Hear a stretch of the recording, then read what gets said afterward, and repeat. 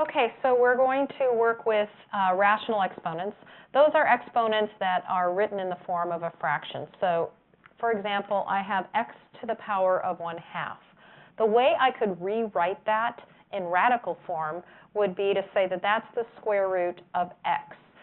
Technically, square root of x to the first power. The denominator of our exponent implies the root number that we are taking, and the numerator implies the power to which we are raising the base. So if I were to use this with a real number, such as 9 to the power of 1/2, what that is saying is I want to take the square root of 9. Again, this is a square root, and then we would raise that to the first power. In this case, the number is 3. You don't necessarily need to write the 2 in the root or the 1 as your exponent, because we understand that when you don't have a number written here with the radical that we are talking about a square root, normally we do not write an exponent of 1.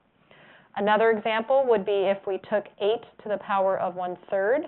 That would be a cube root of 8 raised to the first power. So the answer here is 2. So if we continue a pattern of this kind of taking a root and then raising to a power, let's try one that's just a little bit more challenging, but not much. Let's try 16 to the power of 3/2.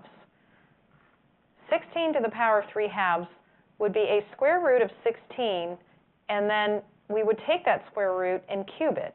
So the square root of 16 is 4. When you cube 4, you get 64. Hopefully, this is making sense to you as you begin to work with your homework tonight.